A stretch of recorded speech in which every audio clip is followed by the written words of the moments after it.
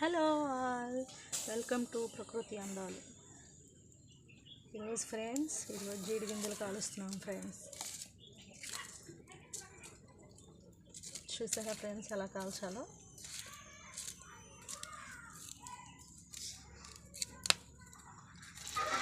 మరి ఎక్కువగా కాల్చితే ఫ్రెండ్స్ మాడిపోతాయి, దూరంగానే కాల్చాలి. వీటిలో నుంచి ఈ జీడి గింజల్లో నుంచి యాసిడ్ అనే లిక్విడ్ వస్తుంది ఫ్రెండ్స్. కొంచెం వీటికి జాగ్రత్తగా దూరంగా ఉండి కాల్చాలి. అది కానీ చూసారా ఫ్రెండ్స్, ఇలా కాలితే బాగుంటాయి అన్నమాట. ఇవన్నీ మళ్ళీ వేస్తాము చూడండి. మరి ఎక్కువగా కాలిస్తే ఫ్రెండ్స్ మాడిపోతాయి, లోపల పప్పు అనేది మాడిపోద్ది ఫ్రెండ్స్. అందుకు ఇలాగా కొంచెం కొంచెం లైట్గా కాలిస్తే సరిపోద్ది, మరి ఓవర్గా కాల్చకూడదు. ఎంతమందికి ఇష్టం జీడిపప్పు అంటే? అందరికీ ఇష్టమే, ఇష్టం లేని వాళ్ళు ఎవరు ఉంటారు?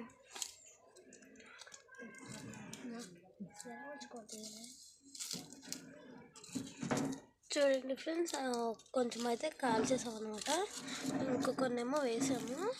మరి బాగా కాల్చకూడదు ఫ్రెండ్స్, మరి ఓవర్గా కాల్స్తే మాడిపోతుంది పప్పు అనేది. ఇలా లైట్గా ద్వారగానే కాల్చాలి.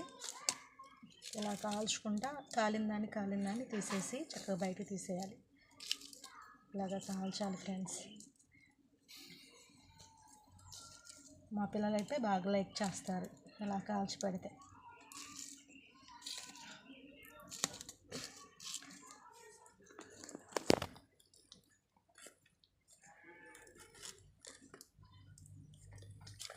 చూసారు కదా, మరీ ఎక్కువగా మాడకూడదు, అట్లనే మరీ ఎక్కువగా పచ్చిగా ఉండకూడదు అనమాట. లైట్గా కాలితే సరిపోద్ది, చాలు. లైట్గా కాలితే సరిపోతుంది.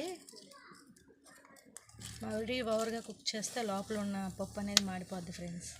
అప్పుడు టేస్ట్ అనేది కూడా మాడిపోతే చేదైపోద్ది కదా. ఇలాగా లైట్గా కుక్ చేసుకోవాలి, కాల్చుకోవాలి. చూసారు కదా టప్ టప్ మాటది దీంట్లో ఉంది. చూసారు కదా ఫ్రెండ్స్ ఎలా కాలుతుందో. అందుకే అంత ఎక్కువసేపు ఉంచకూడదు అనమాట. ఫాస్ట్గా తీసేస్తే అది కాలిట్లో లేక అనమాట. టప్ టప్ అనకూడదు.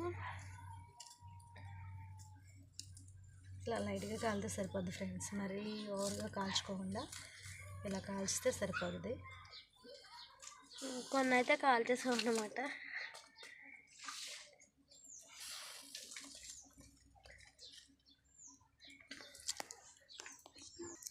ఇదిగోండి ఫ్రెండ్స్, వేసామన్నమాట. ఊదుతుంది మమ్మీ.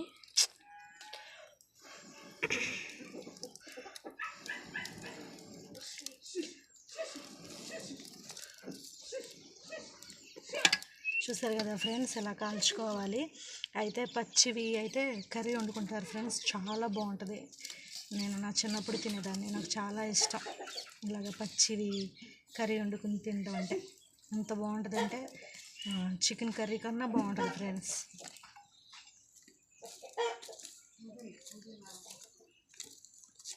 పక్కన సౌండ్లు వినిపిస్తాయి ఫ్రెండ్స్, కొంచెం బయట కాలుస్తున్నాం కాబట్టి అవన్నీ ఇంకా తప్పదు. ఇలాగ ద్వారగా కాలితే సరిపోద్ది ఫ్రెండ్స్.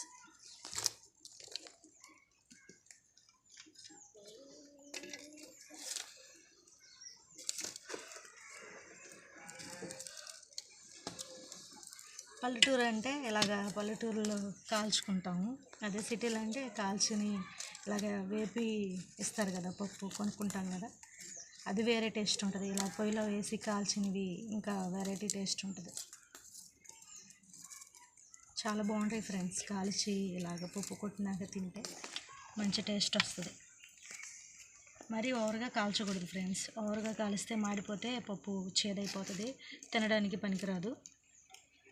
ఇలా లైట్గా కాల్చేసేసి వీటిని చక్కగా కొట్టాలన్నమాట. ఎలా కొట్టాలో కూడా చూపిస్తాను ఫ్రెండ్స్, చూస్తూ ఉండండి.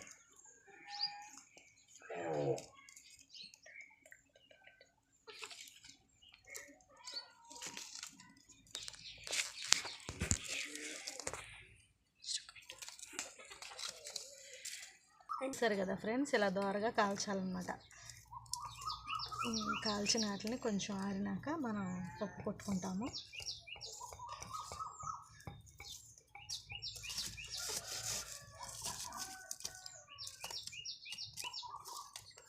ఇలా పల్లెటూరు సైడ్ అయితే చక్కగా పచ్చికాయలు తీసుకొచ్చుకొని ఇలా కోసేసేసి వండుకుంటాం ఫ్రెండ్స్.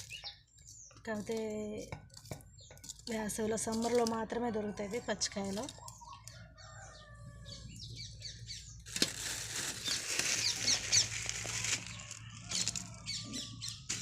అదే ఇలాగే గింజలు అంటే ఎండిపోయినాయి అంటే ఎనీ టైం మనం దాచుకుంటాం కాబట్టి ఎప్పుడు పడితే అప్పుడు కాల్చొచ్చు. పచ్చివి అయితే మాత్రం సమ్మర్లో దొరుకుతాయి, బాగుంటాయి, మంచిగా ఉంటాయి.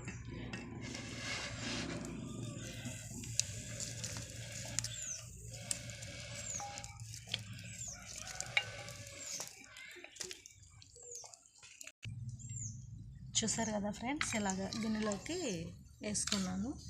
కాలినట్టు అలాగే గిన్నెలోకి వేసేసి వీటిని తీసుకెళ్ళి పప్పు కొడదాం ఫ్రెండ్స్. చూపిస్తాను మీకు, అది కూడా ఎలా కొట్టాలనేది చూపిస్తాను.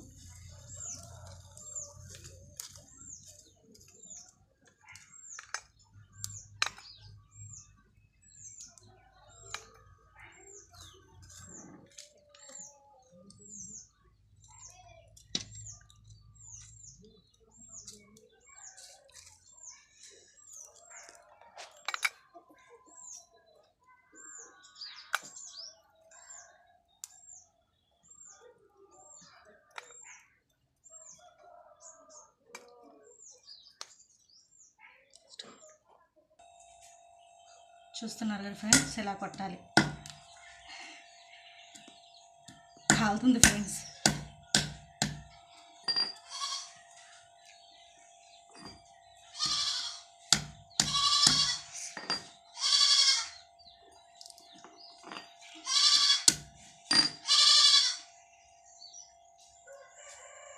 చూసారు కదా ఫ్రెండ్స్, ఇలా వస్తాయి పప్పులు.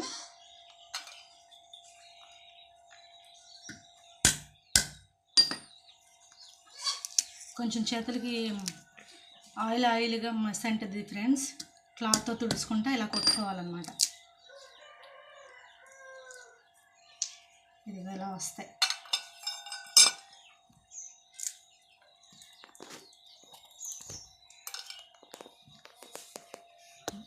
మరి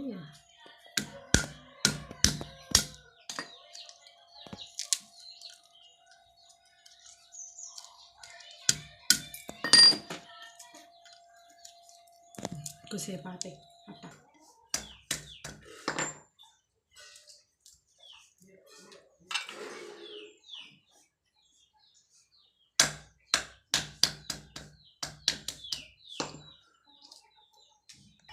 చూసారు కదా ఫ్రెండ్స్, ఇదిగో ఇలా కొట్టినాక ఇలా అవుతుంది ఫ్రెండ్స్. ఈ పప్పుని మళ్ళీ లైట్గా మనం వేపుకున్నా బాగుంటుంది, మామూలుగా తిన్నా బాగుంటుంది ఫ్రెండ్స్. చూసారు కదా, మా వీడియో కనుక మీకు నచ్చినట్టయితే లైక్, షేర్, సబ్స్క్రైబ్ చేసుకోండి ఫ్రెండ్స్. వ్యూస్ అయితే వస్తున్నాయి కానీ లైక్స్ రావట్లేదు ఫ్రెండ్స్. లైక్స్ కూడా వచ్చినట్లుగా లైక్ కొట్టండి ఫ్రెండ్స్.